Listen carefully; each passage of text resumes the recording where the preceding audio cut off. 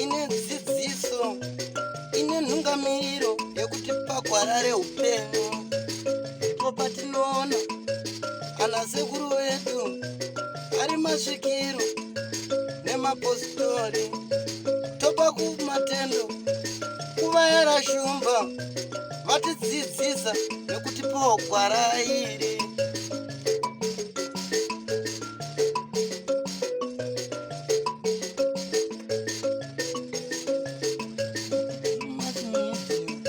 Ndiyo ine dzidziso, ndiyo inotipa isu gwara reupenyu, ndipo patinowana vanasekuru nemapositori vachitipa gwara reupenyu, togopawo matendo kuvayera shumba vakatidzidzisa nezambuko racho, ndiwo akatipa. Tinokwasai muri yeZimbabwe kusangana kwatiri kuita nhasi rari mwezuva. Tiri munzvimbo kwaNeshuro. NdekwaNeshuro naye? Inegari. Negari. Siri mwenezi. Iyo nengori mumwenezi. Ndokwatiri nawo munoiziva yaRowai. Takambouya tichikutaurai kuti ticharamba chingokupai maupdates kuti zvakamira sei. Rangu zita ndinonzi Andrew Neshamba. Senguva dzese tinokurudzirai kusubscribe kuDrewmas Media. Drewmas Media taking you to another level. Sezvamuri kuona tasvika tina mama ndo tinoda kuti vatipo update vatitaura kuti zvamira sei nekuti kubva zvabuda Rowai nguva yareba ndo zvatipa chikonzero chekuti tidzoke kuno tinzwe kuti zvakamira sei. Tinokukwazisai mese vanhu veZimbabwe. Tinokutendai nekuramba muchititsika, muchitiona, muchizonzwa zviriko hapana chinofamba. Rowai asati auya, ini ndini maiguru vacho, muroora wake mukuru. Tinokutendai. Right, zviri kunzi achiri kuitwei, achiri kubatsirwa here? Isu hatina zvatoziva kuti achiri kuitwa chii. Takangomirirawo. Okay, imi hamusati masvika ikoko kuti ine handisati ndambosvikako. Okay. Ivo vari kubatsira makambotaura navo? Hatinambotaura navo. Tinotenda amuri yeZimbabwe. Ndofunga mazvinzwa zvataurwa namama ndo mamira zvakaita. Toziva kuti mumwe nemumwe anenge aine shure yekuti dai zvachidaiso dai tanzwa zvakati, asi chokwadi ndochekuti ndo mamiro akaita zvinhu. Handizvo? Handizvozvo. Saka ivo vakatipromisa kuti kana paine zvinenge zvaitika tinokubatai. Saka isusu takuramba tichidzoka tombofungidzira kuti kuda vatikanganwa touya tega saizvozvi. Saka ndoziva kuti vanhu vanogara vachingotiti dzokerai kamunonzwa kuti zvamira sei kuna Rowai, dzokerai munonzwa kuti zvamira sei, asi dambudziko nderekuti Harare nekunoku kure. Saka isusu kana tichingonzwa shoko renyu ndo ratinenge tichiteerera. Saka muri Zimbabwe motova nepatience nekuti vari kutaura vacho vari kuti vamwe vanhu vanogona kutora 5 years asati akutaura, asati akuita anything. Saka hatizive, pamwe 6 years, pamwe 2 years. Saka kana dziri 2 years wakatozoti papedyo tiri kusvika mbichana. Ahongu muri yeZimbabwe ndo mashoko ataurwa nevemumhuri. Isusu nechidokwa chekuda kunyazoziva kuti chii chiri kuitika, Rowai ari kupi, tatiregai tipinde munzira, asi hapana akwanisa kuti pamadirections epari kunze pacho ndo pari kugara Rowai. Naizvozvo tazongotirekedzai tinange kuchiredzi kwagogo shumba yaonda, sezvo vari mumwe munhu akapatisipeta pakuburitswa kwaRowai mumvura.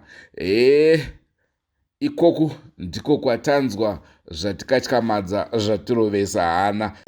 Vabatsiri ava vatipa vabatsiri tigove nedzidziso.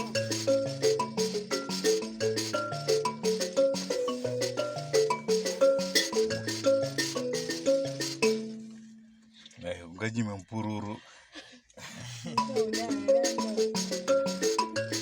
Mushaona harangero. Tokumbira kakune mina mdzimire mabereka ana amtina. Mpururu kana mkanyayo.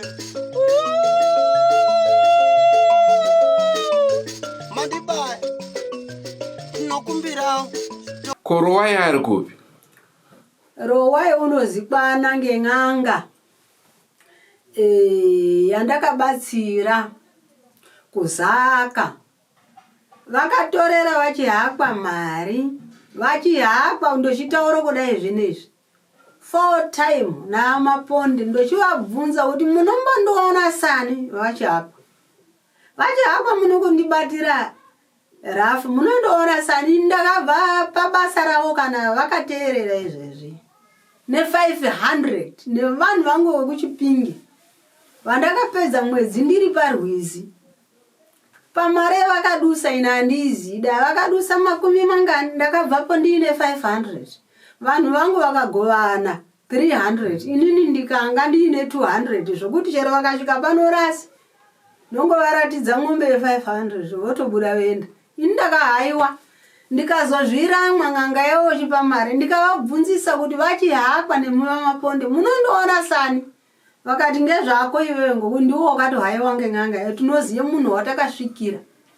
Saka zvaRowai inini kumanjuzu handigoni kana kubufura kana zuva rimwe ndotomuka ndafa. Ndokuti zvakanyangadza njuzu kuti tashanda munhu unouya uno kuchipinge ndochitora mushonga ndochiita zvipi ndoti ndipai mota zvinhu vana zvatobhirika vaititenga peturo yokuti uende kuchipinge.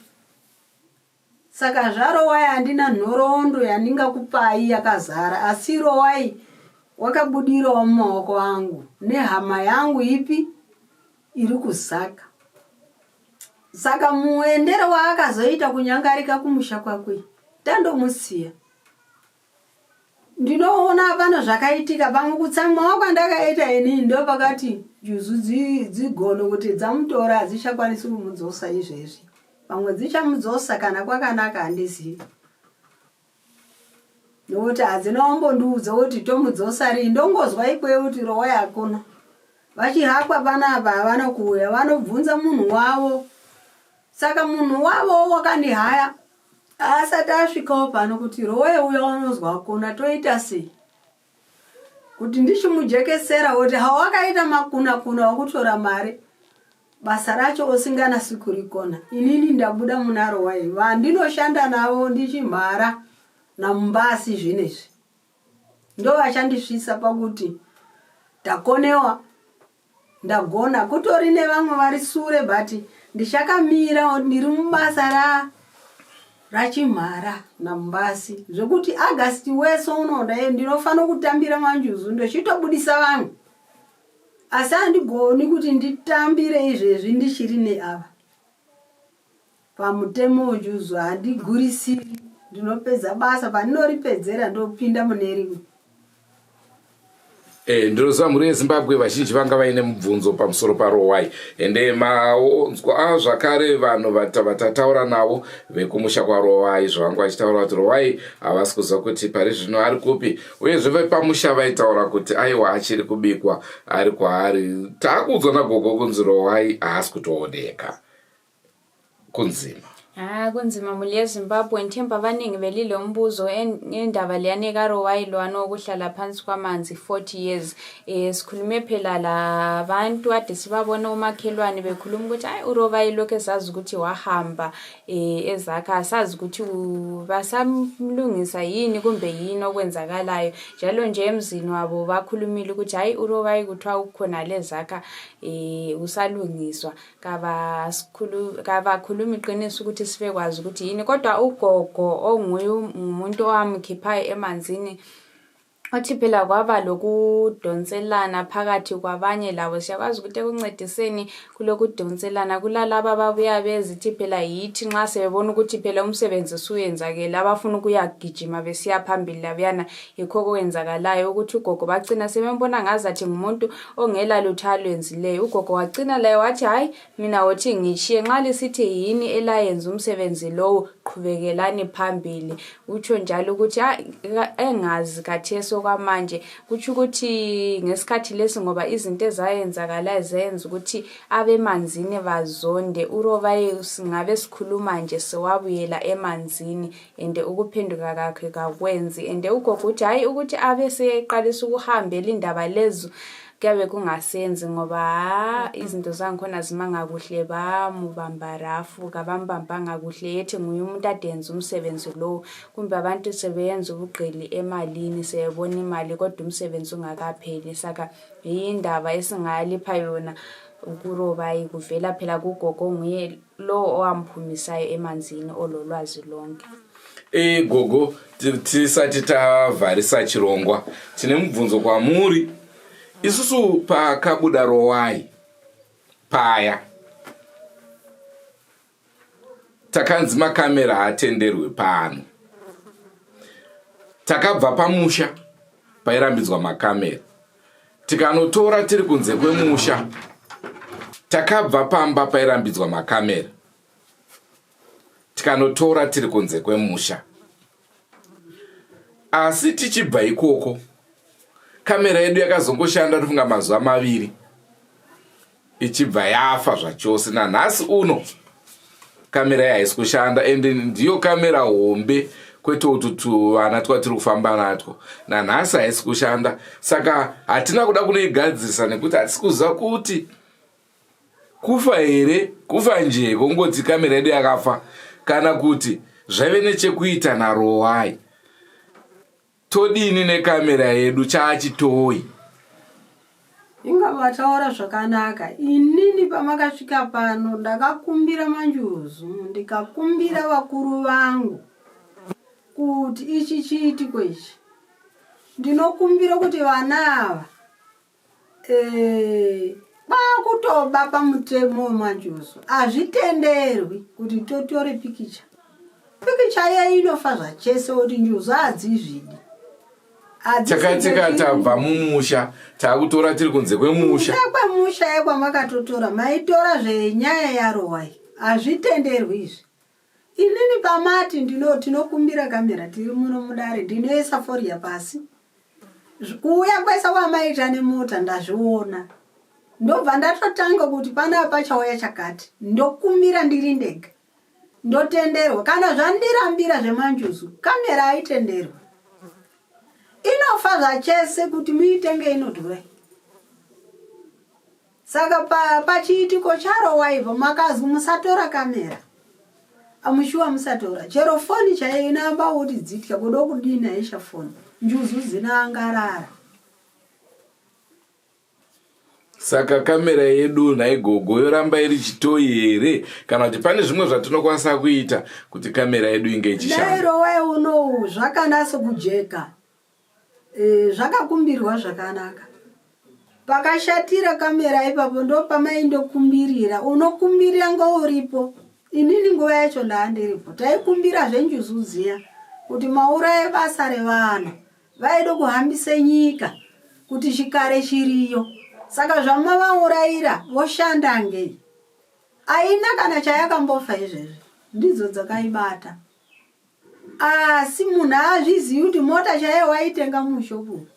Unokorera kuidhiraivha munotenge simbi nyowani isingamuki. Dzakaibata kudai. Njuzu dzakashata.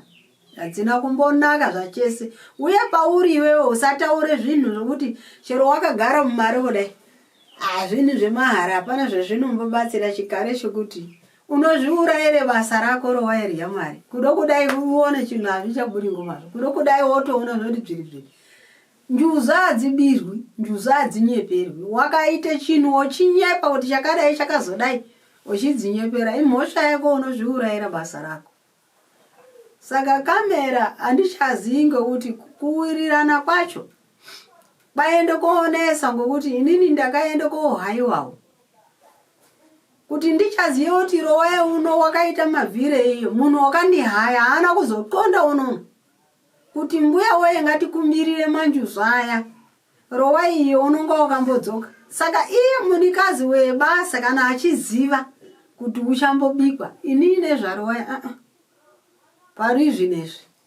Muri kutondibvunzawo imwe nyaya. Asi mukati mozvaRowai ndoziva pakuti Rowai takatamba inini mwedzi wese tiri vanhu vekuchipinge nezaka. Zaka machifu ariyo vese vakaitawo zvavakaita. Ndini ndinaRowai mumba ino. Inini ngokuzoona vana ava ndadhabwa Njuzu dzakandiudza kuti ngatiperekedze munhu usati waibva. iwo nokusiya izvo. Shuwa ndakamuperekedza asina kuibva.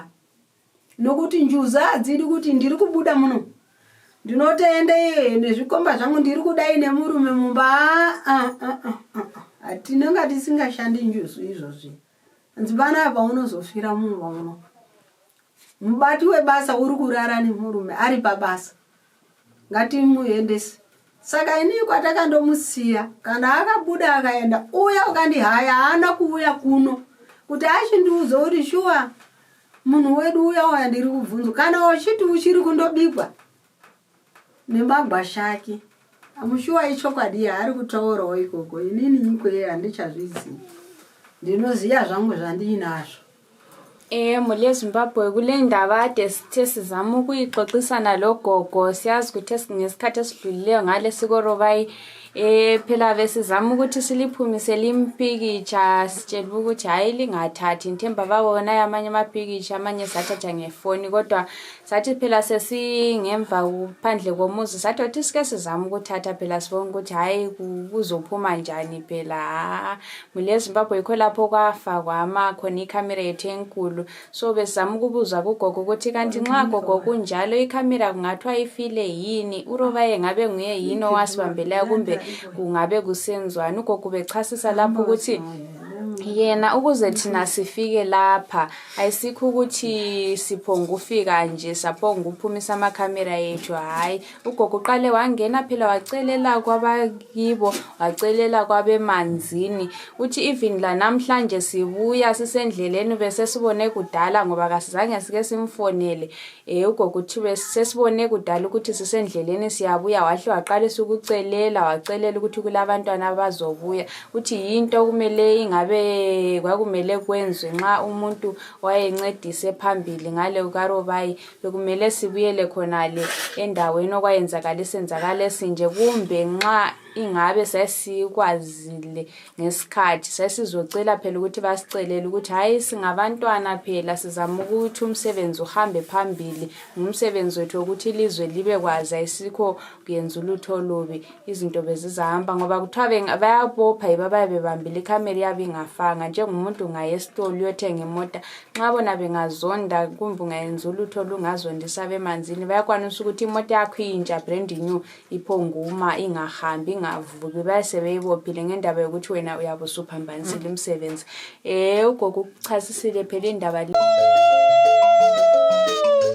Mandiba nokumbira gwara reupenyu idzidziso kune vanoteerera kutoshora unozvivharira nzira idzi nzira dzimwe chete anoda kuchitendero achida kuchiwana tese tiri vamwe chete uyewererenje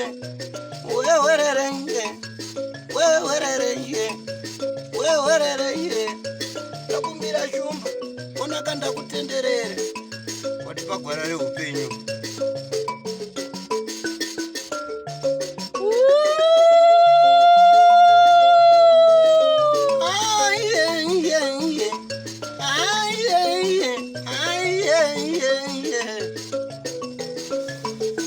Don't forget to subscribe to Drewmas Media.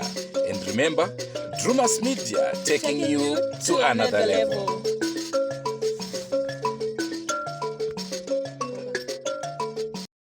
Ngatisangane muri eZimbabwe mune zvimwe zvirongo haranguzita ndinonzi Andrew Neshamba ndichipa kutenda kuna mukanya mahome avanga vakatibatira mushina wedu. Ngatisangane mune zvimwe zvirongwa. Goodbye my friends. Goodbye my friends. Wakamboonana tichazoonana nerimwe zuva hama dzangu. Goodbye my friends. Goodbye my friends. Wakamboonana tichazoonana nerimwe zuva hama dzangu. Ini ndokwenda kubasa kwangu. Iwe makiwe mkaranga.